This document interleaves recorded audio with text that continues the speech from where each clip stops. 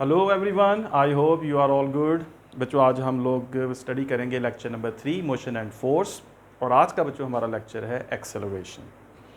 आज के इस वीडियो लेक्चर में बच्चों हम लोग एक्सेलरेशन को ही अंडरस्टैंड करेंगे। एक्सेलरेशन की टर्म क्या है, कहाँ से आई, और फिज़िकल क्वांटिटी है, और एक्सेलरेशन की एक्चुअल कॉन्सेप्ट जो है वो क्या है, और इसमें फिर डिफरेंट टाइप्स एक्सेलरेशन की क्या हैं, और नेक्स्ट मोशन एंड फोर्स जो हम कंटिन्यू किया हुआ है चैप्टर, कहाँ पे एक्सेलरेशन जो है उसकी ज़रूरत पड़ेगी। तो इसकी जो बेसिक अंडरस्टैंडिंग है उसको डेवलप करेंगे आज के लेक्चर में। और बच्चों एग्जामिनेशन पॉइंट ऑफ व्यू से जो एक्सेलरेशन है इसमें से MCQ या शॉर्ट क्वेश्चन ही आपसे पूछा जा सकता है।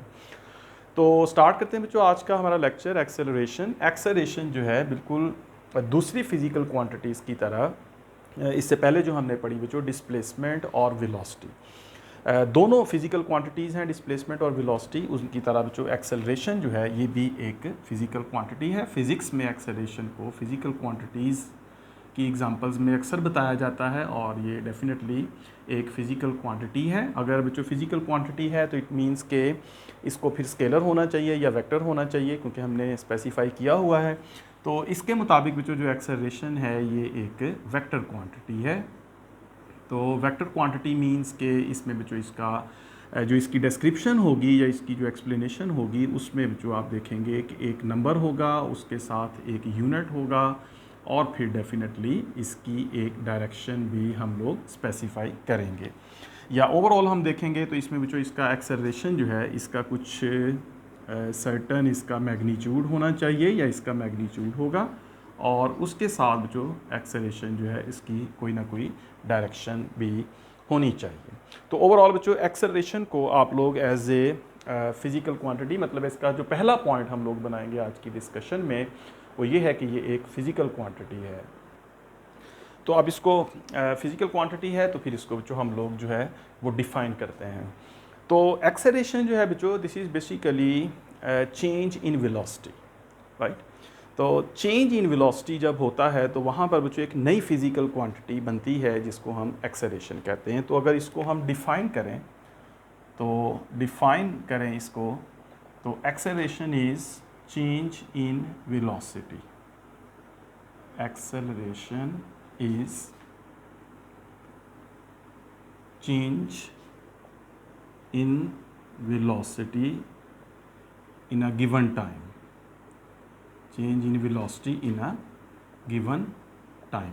या जो इसको एक और तरह से भी डिफाइन करते हैं, या इसको लिखते हैं टाइम, या इसके लिए एक और वर्डिंग भी यूज़ करते हैं, time rate of change of velocity is called acceleration. तो ओवरऑल मतलब इसमें वर्डिंग जो है ये बच्चों हम जौन सी भी यूज़ करें, इसका जो कॉन्सेप्ट है या इसकी जो अंडरस्टैंडिंग है वो ये है कि ये जो एक्सेलरेशन है ये फ़िज़िकल क्वांटिटी जनरेट हुई है, बनी है वहाँ से जहाँ पर हम कहते हैं कि वेलोसिटी में चेंज आता है। तो every moving object has certain velocity. ठीक है बच्चों, इस बात पे हम लोग अग्री हैं कि जब कोई बॉडी मूव करता है तो उसकी कोई वेलोसिटी होती है, certain movement, at any movement उसकी जो कोई ना कोई वेलोसिटी होती है। अब जो अगर किसी ऑब्जेक्ट की वेलोसिटी में चेंज आया, राइट, आमतौर पे वेलोसिटी जो है वो हम मेजर करते हैं मीटर्स पर सेकंड में।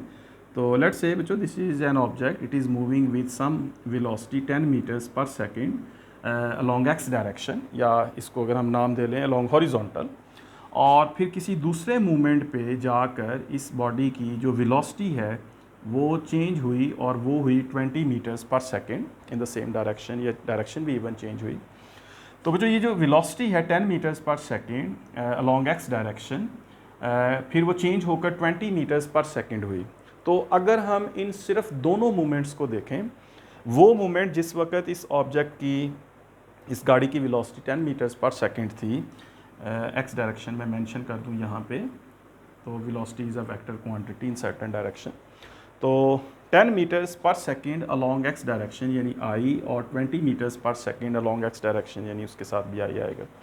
एक सर्टेन मूवमेंट है, उस मूवमेंट पर इसकी गाड़ी की वेलोसिटी 10 मीटर्स पर सेकेंड आई डायरेक्शन में, और फिर कोई और मूवमेंट आया, उसको कुछ टाइम लगा, और कुछ टाइम के बाद किसी और मूवमेंट पे इसकी जो वेलोसिटी है वो हो गई 20 मीटर्स पर सेकेंड। तो जो ये जो चेंज आया वेलोसिटी में, इसमें हम ये कहेंगे कि this body has actually accelerated. यहाँ पे हम फिजिकल क्वांटिटी बनती है, यहाँ से ये जनरेट हुआ है मतलब एक्सेलरेशन, कि अब इसकी वेलोसिटी में चेंज आया है। ये चेंज तो दोनों तरह से हो सकता है, मतलब ज़्यादा से कम भी हो सकता है, मतलब ऐसा भी हो सकता है कि किसी मूवमेंट पे इस ऑब्जेक्ट की जो वेलोसिटी है वो 20 मीटर्स पर सेकंड थी आई डायरेक्शन में, और फिर कुछ मूवमेंट्स के बाद इसकी वेलोसिटी जो है वो हो गई 10 metres per second in the same direction. तो चेंज तो दोनों तरह का हो सकता है, व्हाटएवर। तो इसकी वेलोसिटी 10 मीटर पर सेकंड से 20 मीटर पर सेकंड हुई, तो ये जो चेंज आया बच्चों वेलोसिटी में, this change is actually acceleration. हम कहेंगे बॉडी एक्सेलरेट किया है, राइट, ये टर्म वहाँ से बनेगी। तो acceleration is actually the change in velocity in a given time, या बच्चों इसको कहेंगे time rate of change of velocity is called acceleration. अब जो बेसिकली जब आप एक्सेलरेशन कहते हैं तो आप स्पेसिफाई करते हैं 2 पॉइंट्स को। आप ये कहते हैं कि एक्सेलरेशन जो है, इस बॉडी में एक्सेलरेशन आया है, तो उसके लिए डेफिनेटली हमें ये पता होना चाहिए कि ये कौन से 2 पॉइंट्स हैं जिनके दरमियान कोई बॉडी मूव किया है तो उस बॉडी में एक्सेलरेशन आया है। That acceleration must always be between 2 points. जैसा इस गाड़ी में मैंने कहा कि इस पॉइंट पर, इस पॉइंट का नाम ए रखते हैं और इस पॉइंट का नाम हम बी रख लेते हैं। तो ए पोजीशन पर या ए पॉइंट पर इसकी वेलोसिटी 10 है, बी पर इसकी वेलोसिटी 20 है, तो ए और बी के दरमियान हमेशा एक्सेलरेशन जो है ये कैलकुलेट किया जाएगा। ठीक है बच्चों, ये पॉइंट क्लियर है। जब भी हम कहेंगे कि हमने एक्सेलरेशन कैलकुलेट करना है, so that means we are actually studying a motion of an object, और उस मोशन में हम उस ऑब्जेक्ट की 2 पॉइंट्स के ऊपर, ये 2 पोजीशंस को स्पेसिफाई करके हम डिस्कस कर रहे होंगे कि यहाँ पर उसकी वेलोसिटी ये थी, फिर यहाँ पर उसकी वेलोसिटी चेंज होकर ये हुई, तो इन दोनों पॉइंट्स के दरमियान जो एक्सेलरेशन हुआ है वो क्या है। So acceleration is always calculated between 2 points. ये बात आपने यहाँ से याद रखनी है।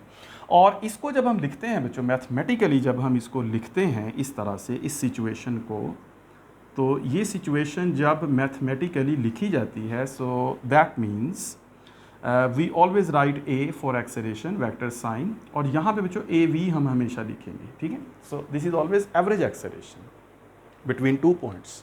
जैसे मैंने कहा कि एक्सेलरेशन हमेशा 2 पॉइंट्स के दरमियान कैलकुलेट होगा, और 2 पॉइंट्स के दरमियान जो एक्सेलरेशन कैलकुलेट होगा, एक्चुअली वो एक्सेलरेशन बच्चों एवरेज एक्सेलरेशन जो है वो बनेगा। तो एक पॉइंट ए है, एक पॉइंट बी है, तो इन दोनों पॉइंट्स पर जो वेलोसिटीज़ हैं, लेट्स से, अब इसको जनरल हम बात करेंगे फॉर्मूला की फॉर्म में, जेनेरिक बात करेंगे तो 10 20 नहीं लिखेंगे, अब हम जनरल लेके वैल्यूज़ लिखेंगे। तो ए पॉइंट है बच्चों इस बॉडी का, ए पोजीशन है, तो इस पर इसका जो ए पर इसकी जो वेलोसिटी है that is v1, that has certain value, v1 vector से शो करेंगे, इसका मैग्नीट्यूड है, इसकी डायरेक्शन है।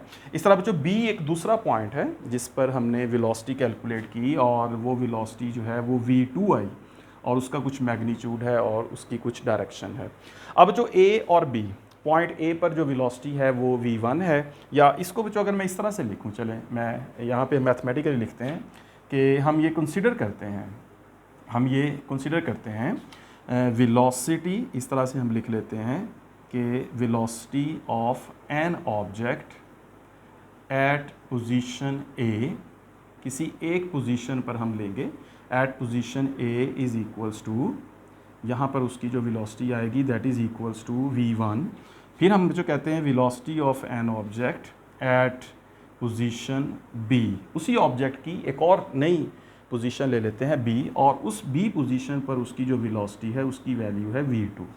अब जो इन्हीं दोनों पोजीशन के दरमियान एक्सेलरेशन कैलकुलेट होगा, ये याद रखें, और वो होगा एवरेज एक्सेलरेशन।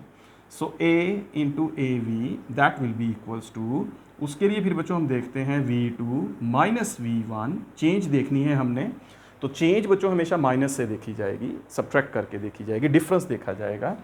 तो v2 जो है उसकी फाइनल वेलोसिटी कह लें, बाद वाली वेलोसिटी, और v1 उसकी पहले, और उसके बाद बच्चों हम ये देखेंगे डेल्टा t, यानी इस चेंज को टोटल टाइम कितना लगा, यानी उसकी वेलोसिटी v1 थी और फिर v1 से उसकी वेलोसिटी चेंज होकर v2 हुई, तो ऐसा होने में v1 से v2 वेलोसिटी होने के दरमियान गैप कितना था, दैट इज़ डेल्टा टी। तो फिर इसको बच्चों हम लिखते हैं कि ये हमारे पास एवरेज एक्सेलरेशन बनेगा, that is v2 minus v1 over delta T.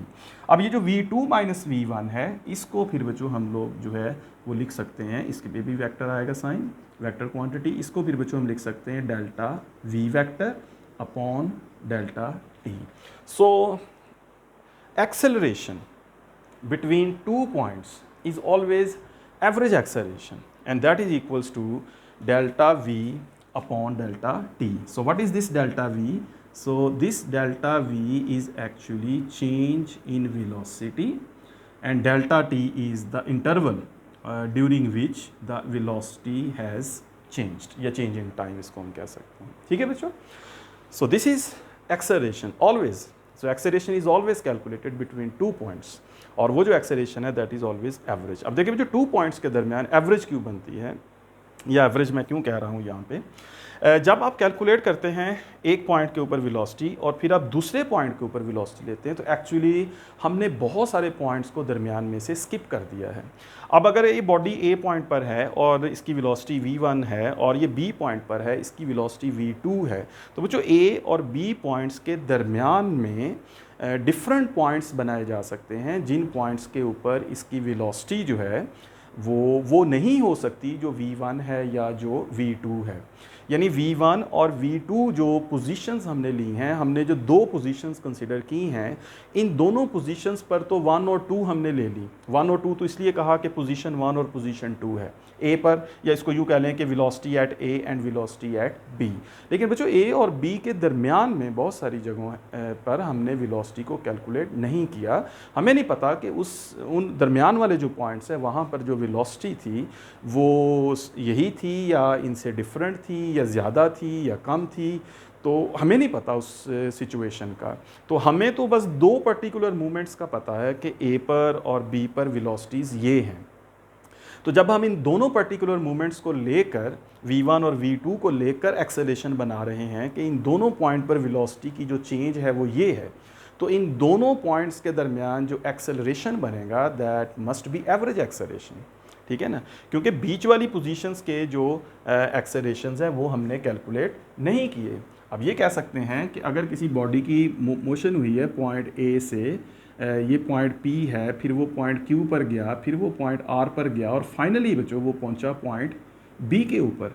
आप ले रहे हैं पॉइंट A को और पॉइंट B को, मतलब आप कैलकुलेट कर रहे हैं acceleration between point A and B।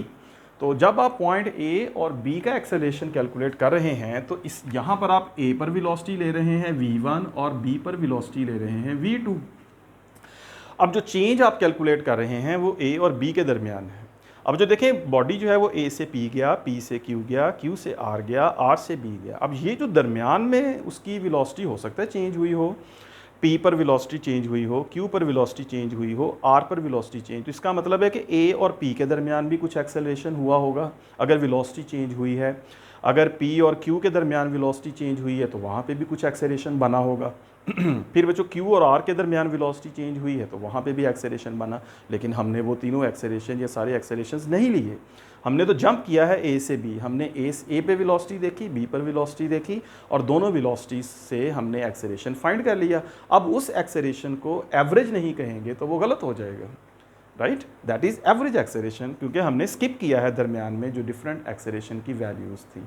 तो we are actually calculating average acceleration between 2 points A and B। तो जब हम एक्सेलरेशन कहते हैं कि acceleration is v2 minus v1 over delta t, तो actually we are calculating acceleration between 2 points, और इन दोनों पॉइंट्स का जो एक्सेलरेशन है किसी भी टाइम डेल्टा t में that is always average acceleration. समझ आ गई बच्चों बात की? तो इसको हम एवरेज एक्सेलरेशन ही हमेशा लिखते हैं। अब इसका जो फॉर्मूला है एवरेज एक्सेलरेशन, तो इसमें एवरेज एक्सेलरेशन हम लिखते हैं that is equals to delta v over delta t। तो इसमें जो वेलोसिटी के यूनिट जो हैं वो मीटर्स पर सेकेंड और टाइम के सेकेंड, तो फिर एक्सेलरेशन के जो यूनिट्स हैं वो हमारे पास बन जाते हैं मीटर्स पर सेकेंड स्क्वायर।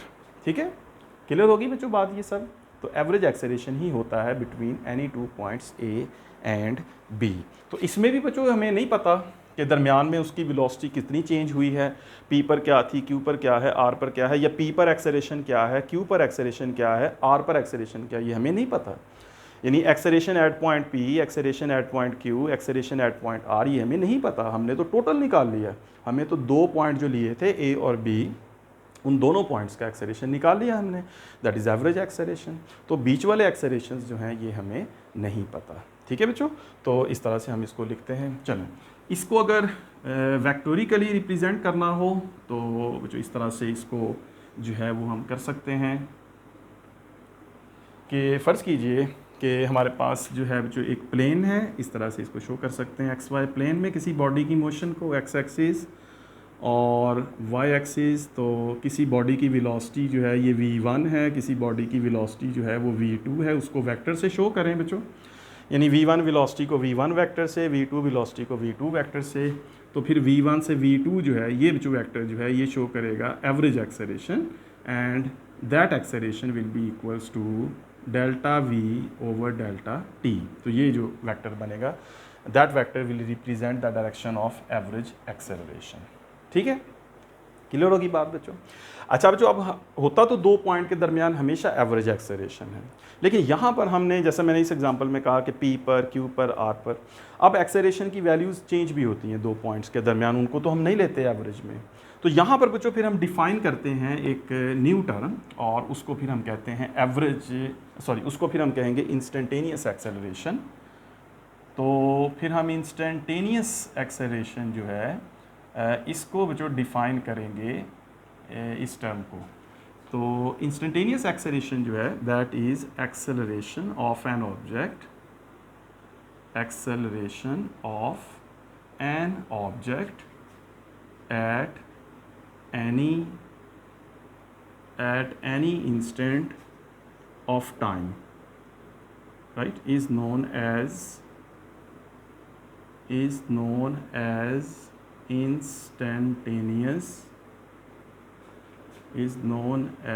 instantaneous acceleration। ठीक है बच्चों, तो ये कहते हैं उसको, किसी एक पॉइंट के ऊपर अगर हम एक्सेलरेशन ले लें।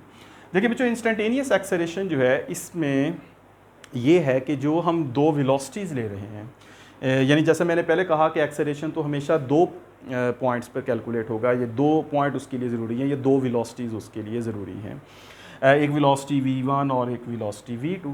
अब जो अगर तो v1 और v2 जो हैं ये दोनों वेलोसिटीज़ हम लेते हैं, और ये दोनों वेलोसिटीज़ जो हैं इनके दरमियान गैप ज़्यादा है या इंटरवल ज़्यादा है, तो वो हमेशा बनेगी एवरेज एक्सेलरेशन। अब एवरेज एक्सेलरेशन से इंस्टेंटेनियस एक्सेलरेशन पे हम आ सकते हैं अगर हम टाइम इंटरवल को बहुत स्मॉल कर दें। ठीक है, तो जैसा हम कहते हैं कि एक बॉडी जो है वो पोजीशन ए से मूव करके पोजीशन बी पर जाता है, यहाँ उसकी वेलोसिटी v1 है, यहाँ पर उसकी वेलोसिटी v2 है, तो change in velocity is acceleration, that is average acceleration. और एवरेज एक्सेलरेशन उस केस में कि अगर ए और बी के दरमियान जो गैप है वो लार्ज है, डेल्टा टी जो है दैट इज़ लार्ज। अब अगर सिर्फ ए पर एक्सेलरेशन लेना हो, या यूँ कह लें कि बच्चों acceleration, find acceleration at point A, that will B instantaneous acceleration. और उसके लिए फिर बच्चों ये होगा कि जो गैप है उसको स्मॉल करना पड़ेगा, या ये जो पॉइंट बी है इसको बहुत करीब करना पड़ेगा पॉइंट ए के। तो पॉइंट ए और बी होने भी 2 पॉइंट चाहिए, जैसा मैंने पहले कहा कि एक्सेलरेशन की कैलकुलेशन हमेशा होती भी 2 वेलोसिटीज से है, 2 पॉइंट्स लेने पड़ेंगे। और बस फ़र्क ये रखना है कि दोनों पॉइंट्स का जो गैप है या जो डिस्टेंस है या जो इंटरवल है उनके दरमियान उसको एक्सट्रीमली स्मॉल कर देंगे, तो फिर वो जो एक्सेलरेशन बनेगा एवरेज नहीं रहेगा, वो इंस्टेंटेनियस एक्सेलरेशन जो है वो बन जाएगा एक्सेलरेशन एट एनी इंस्टेंट ए। अब जो देखो ए और बी जो है, अगर इन दोनों का डिस्टेंस जो है उसको बहुत स्मॉल कर दिया जाए, यानी ए और बी दोनों एक दूसरे के क्लोज हो जाएं, राइट, कंप्रेस कर दिया दोनों को, तो ए और बी बहुत कंप्रेस हो गए, बहुत एक दूसरे के करीब आ गए, तो उस सिचुएशन में जो डेल्टा टी है that has become extremely small. तो इस बहुत छोटे से इंटरवल में जो चेंज इन वेलोसिटी बनेगी that will actually not be average, ठीक है, या यूँ कह लें कि ये भी एक एवरेज बनेगी, but this average is very much close to the value of acceleration at point A. यानी इन दोनों के बीच में कोई एक्सेलरेशन हम एक्सपेक्ट नहीं करते कि ए और बी के दरमियान में कोई एक्सेलरेशन हो सकता है। तो ए और बी इतना क्लोज हैं एक दूसरे के कि इन दोनों पर जो चेंज इन वेलोसिटी है उससे जो एक्सेलरेशन बनता है that is actually the acceleration at point ए। तो उस केस में फिर बच्चों हम लिखते हैं कि जो इंस्टेंटेनियस एक्सेलरेशन है that acceleration is actually the limit delta t goes to 0 and the change in velocity is delta v and the change in time is delta t। तो इसको बच्चों लिखते हैं limit delta t approaches to 0 और उसमें फिर delta v over delta t में हम लिख देते हैं कि the interval delta t has been limited to a very small value. ये जो लिमिट मैंने लिखा है LIM, so that LIM is actually limit is limited means the time interval has shortened to very small value। तो दो points के दरमियान अगर हम टाइम इंटरवल को बहुत स्मॉल कर देते हैं या उसकी वैल्यू बहुत कम ले लेते हैं तो इन that case the change in velocity between that two points is actually the acceleration at point A. ठीक है, तो अगर बी को ए के बहुत करीब ले जाएंगे तो फिर ए और बी के दरमियान जो चेंज बनेगा वेलोसिटी का, ए पर v1 बी पर v2, वो जो v1 से v2 चेंज आएगा the change in velocity that will produce acceleration और वो एक्सेलरेशन बन जाएगा एट पॉइंट ए। उसको फिर इंस्टेंटेनियस एक्सेलरेशन जो है ये हम कह सकते हैं और उसको फिर हम इस तरह से लिख सकते हैं limit delta t approaches to 0 और फिर इसको यूँ भी लिख सकते हैं acceleration at point A and in that case limit delta t goes to 0 and delta v over delta t. तो very small interval of time उसमें जो एक्सेलरेशन है that is actually acceleration at point A. ठीक है बच्चों, ये point clear हो गया। तो दो हो गए हमारे पास एक्सेलरेशन। तो एक्सेलरेशन में अब इस तरह से आप इसको याद रखें कि एक्सेलरेशन हमेशा दो पॉइंट के दरमियान कैलकुलेट किया जाता है, दो पॉइंट के दरमियान वेलोसिटीज़ को लिया जाता है। अगर तो वो गैप लार्ज हो, ए और बी दो पॉइंट्स हैं, गैप लार्ज है, तो दोनों के दरमियान जो v1 और v2 से जो एक्सेलरेशन कैलकुलेट किया जाएगा that will B average acceleration. और अगर इन दोनों के दरमियान जो गैप है वो स्मॉल है, इंटरवल स्मॉल ले लेते हैं, वे एक्सट्रीमली शॉर्ट टाइम ले लेते हैं, तो इंटरवल ऑटोमेटिकली शॉर्ट हो जाएगा। तो वहाँ पर जो चेंज इन वेलोसिटी v1 और v2 बनती है उसके नतीजे में जो एक्सेलरेशन है दैट इज़ इंस्टेंटेनियस।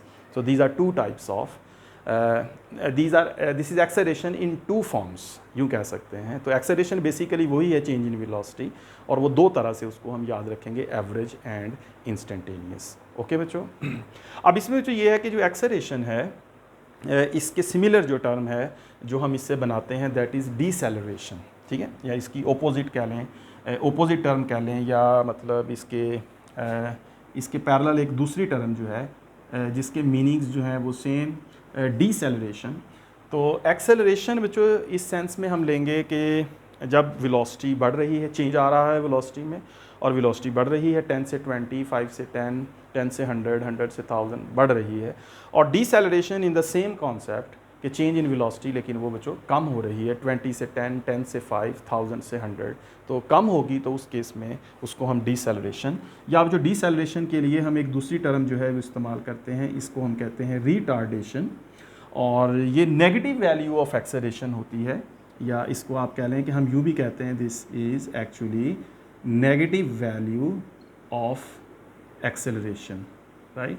तो नेगेटिव वैल्यू ऑफ एक्सेलरेशन को डीसेलरेशन या रिटार्डेशन कहते हैं। जब डीसेलरेशन लिखते हैं या रिटार्डेशन तो दैट इज़ अंडरस्टूड कि वो नेगेटिव साइन उसके साथ आता है। जैसे कहते हैं कि कोई स्टेटमेंट है एग्जांपल प्रॉब्लम्स में कि a body has deceleration of 5 metres per second square. तो अगर उसने कहा कि इस तरह जो कहा कि डीसेलरेशन जो है किसी बॉडी का वो 5 मीटर पर सेकंड स्क्वायर है, तो इसका मतलब है कि उसको अगर ए से शो करें तो that will B -5 metres per second square जो है लिखेंगे। तो डीसेलरेशन या रिटार्डेशन मींस नेगेटिव साइन आएगा उसके साथ। ओके बच्चों, अब उसमें ये है एक लास्ट पे आप लोग ये भी बात याद रखेंगे, एक होता है यूनिफॉर्म एक्सेलरेशन। मतलब अगर किसी बॉडी में हम उसका इंस्टेंटेनियस एक्सेलरेशन कैलकुलेट करें एट डिफरेंट मूवमेंट्स, अगर बच्चों किसी बॉडी की मूवमेंट है, जैसे ये गाड़ी है ये चल रही है, तो इसके डिफरेंट मूवमेंट्स पे हम लोग इसका इंस्टेंटेनियस एक्सेलरेशन फाइंड करें at some movement, at another movement and again again. तो उस केस में हम ये देखें कि जो इंस्टेंटेनियस एक्सेलरेशन है उसकी कॉन्टीन्यूसली जो उसकी वैल्यूज़ आ रही हैं वो सेम आ रही हैं। तो उस केस में फिर हम कहेंगे the body is moving with uniform acceleration. मतलब जब एक्सेलरेशन चेंज नहीं होता किसी बॉडी का, उसका एक्सेलरेशन हर पॉइंट के ऊपर सेम रहता है, तो उस सेम वैल्यू को हम लोग यूनिफॉर्म एक्सेलरेशन कहेंगे। ठीक है, उसका नाम जो है that is called uniform acceleration. तो uniform acceleration means the value of acceleration is not changing, right. उस केस में फिर इंस्टेंटेनियस एक्सेलरेशन जब हम कैलकुलेट करते हैं किसी बॉडी का ए पॉइंट पर, बी पर, सी पर, डी पर, ई पर, तो हम देखते हैं कि उसकी एक्सेलरेशन की वैल्यू सेम आती जा रही हैं। तो इन दैट केस वी से the body is moving with uniform acceleration. और उस केस में यूनिफॉर्म एक्सेलरेशन के केस में बच्चों, जब हम किसी बॉडी की एवरेज एक्सेलरेशन लेते हैं तो वो भी सेम आएगी। ठीक है, इसको आप लोग जो है इस तरह से देखें कि फ़र्ज़ करें जो किसी बॉडी की जो है ये मोशन है long some direction, point A, फिर पॉइंट बी है, फिर पॉइंट सी है, पॉइंट डी है और पॉइंट ई है। तो हमने जो एक्सेलरेशन कैलकुलेट किया ए पर, हमने एक्सेलरेशन कैलकुलेट किया बी पर, एक्सेलरेशन सी पर लिया, एक्सेलरेशन डी पर लिया, एक्सेलरेशन ई पर लिया। तो ये सारे इंस्टेंटेनियस एक्सेलरेशंस होंगे ए पर, बी पर, सी पर, डी पर और ई पर। अगर तो ये सारे एक्सेलरेशंस सेम हैं, acceleration at point A, acceleration at point B, acceleration at point C, D and acceleration at point E, ये सारे एक्सेलरेशन सेम है, तो इट मीन्स कि इंस्टेंटेनियस एक्सेलरेशन इज़ सेम। और इंस्टेंटेनियस एक्सेलरेशन के सेम का मतलब है बच्चों कि body is moving with uniform acceleration. ठीक है, जिस भी पॉइंट पर हमने बॉडी का एक्सेलरेशन कैलकुलेट किया वो सेम आया, तो body is moving with uniform acceleration. इस केस में बच्चों, यूनिफॉर्म एक्सेलरेशन के केस में अगर हम ए बी का एक्सेलरेशन कैलकुलेट करें ए और बी के दरमियान, अगर हम बी और सी के दरमियान, सी और डी, डी और ई, या फिर बच्चों कि डायरेक्ट हम ए और बी के, ए और ई के दरमियान एक्सेलरेशन कैलकुलेट करें, that will B average acceleration. So average acceleration will B average acceleration will be velocity at point E. So velocity at point E minus velocity at point A, और उसको फिर divide करेंगे delta T से। तो A और E के दरमियान, इन दोनों पॉइंट्स के दरमियान अगर हम एक्सेलरेशन कैलकुलेट करें तो उस एक्सेलरेशन की वैल्यू भी वही आएगी जो इंस्टेंटेनियस वैल्यू ऑफ एक्सेलरेशन बनेगी, या किसी भी पॉइंट के ऊपर जो velocity of value of acceleration बनेगी। तो जब कोई बॉडी जो है इस तरह मूव करे कि उसकी इंस्टेंटेनियस एक्सेलरेशन की वैल्यू चेंज नहीं हो रही, तो उस केस में उसका इंस्टेंटेनियस एक्सेलरेशन, उसका जो यूनिफॉर्म एक्सेलरेशन होता है, और यूनिफॉर्म एक्सेलरेशन या उसका एवरेज एक्सेलरेशन अगर हम ले लेते हैं दो पॉइंट्स के दरमियान, तो उस केस में बच्चों उस बॉडी की जो एक्सेलरेशन है दैट विल रिमेन्स सेम। ठीक है, तो इंस्टेंटेनियस एक्सेलरेशन और यूनिफॉर्म जो एक्सेलरेशन है वो सेम हो जाती है, ये आपने रिजल्ट याद रखना है। ऑलराइट बच्चों, so I hope it is all clear. अगर कोई क्वेश्चन हो फर्दर तो उसको फिर कमेंट्स में आप लिख सकते हैं या मुझे डायरेक्ट सेंड कर सकते हैं। तो यहाँ तक बच्चों हम लोग 3 लेक्चर्स में जो है डिस्प्लेसमेंट को, वेलोसिटी को और एक्सेलरेशन को अंडरस्टैंड किया। अब इन सारे कॉन्सेप्ट्स को लेकर हम आगे चलेंगे और अगले लेक्चर में बच्चों हम लोग स्टडी करेंगे वेलोसिटी टाइम ग्राफ। ऑलराइट बच्चों, अच्छा सब पढ़ते रहें। Thank you very much, take care, all the best.